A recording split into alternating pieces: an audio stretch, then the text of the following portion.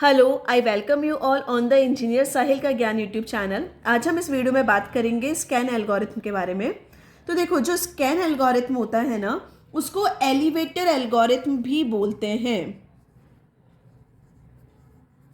उसको क्या बोलते हैं? एलिवेटर एल्गोरिथम भी बोला जाता है। उसको क्या बोलते हैं? एलिवेटर एल्गोरिथम भी बोलते हैं। और उसको एलिवेटर क्यों बोलते हैं?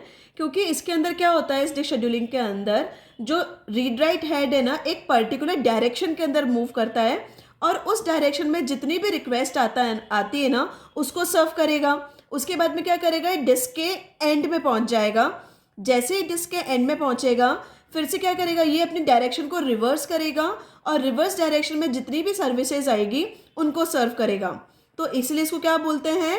एलिवेटर एल्गोरिथम बोलते हैं। तो यहाँ पे इसको एक एग्जांपल से समझते हैं। यहाँ पे कौन कौन सी रिक्वेस्ट है? 82, 170, 43, 140, 24, 16 एंड 190।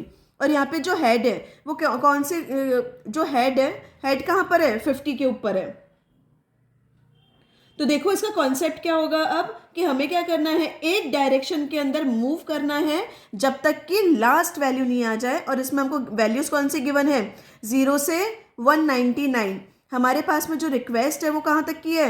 190 की है, लेकिन लास्ट वैल्यू कौन सी है हमारे पास में? 199 है। तो हम कहाँ तक जाएंगे? 199 तक जाएंगे। और यहाँ पे जो क्वेश्चन में गिवन है वो क्या गिवन होगा? डायरेक्शन होगी टूवर्ड्स द लार्जर वैल्यू। ये डायरेक्शन भी गिवन होगी, या तो लार्जर वैल्यू की तरफ जाना होगा या फिर स्मॉलर वैल्यू की तरफ जाना होगा।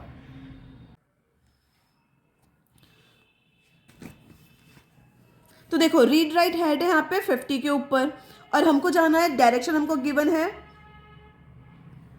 लार्जर वैल्यू की तरफ। तो सबसे पहले ये क्या करेगा, लार्जर वैल्यू की तरफ जाएगा और उस डायरेक्शन में आने वाली जितनी भी रिक्वेस्ट है ना, उन सबको सर्व करेगा। तो कौन सी रिक्वेस्ट आई? 82 को फुलफिल करेगा। 82 के बाद में 140, 140 के बाद में 170 और 170 के बाद में 190। लेकिन 190 के बाद में लार्जेस्ट वैल्यू कौन सी है? 199 है, क्योंकि इसमें एलिवेटर स्कैन एल्गोरिथम क्या बोलता है? लास्ट तक जाओ। लास्ट तक जाने के बाद में ये 199 तक जाएगा और 199 के बाद में क्या करेगा, ये अपनी डायरेक्शन को रिवर्स करेगा। ये अपनी डायरेक्शन को रिवर्स करेगा। रिवर्स किया इसने, यहाँ तक सारी की सारी जो रिक्वेस्ट है वो फुलफिल हो चुकी है। अब कौन सी रिक्वेस्ट आएगी? 43, 43 के बाद में 24 और 24 के बाद में 16। ये इनको सर्व करेगा। तो देखो, अगर हम इसका सीक टाइम कैलकुलेट करें तो कैसे कैलकुलेट होगा इसका सीक टाइम? यहाँ पे लास्ट में कहाँ पे पहुंचा? ये 199 तक पहुंचा है। तो क्या करेंगे, लेस में 199 माइनस 50 स्टार्टिंग वाले हेड पे, प्लस 199 माइनस 16, और इसका आंसर आएगा 332 सिलेंडर्स। इसमें जो मूवमेंट होगा वो कितना होगा? 332 सिलेंडर्स का होगा। तो इसकी एडवांटेज क्या है स्कैन या फिर एलिवेटर एल्गोरिथम की? कि ये हाई थ्रूपुट प्रोवाइड करता है और इसमें जो रेस्पॉन्स टाइम होता है वो भी एवरेज होता है। देखो, और क्या एडवांटेज इसकी स्कैन एल्गोरिथम की, कि इसका जो इम्प्लीमेंटेशन है ना वो बहुत ईजी है और जो भी रिक्वेस्ट आ रही है ना उसको ज़्यादा देर तक है ना क्यू के अंदर वेट नहीं करना पड़ता।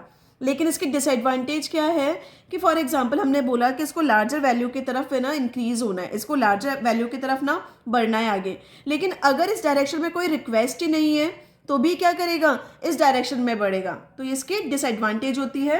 अब हम देखते हैं नेक्स्ट एल्गोरिथम।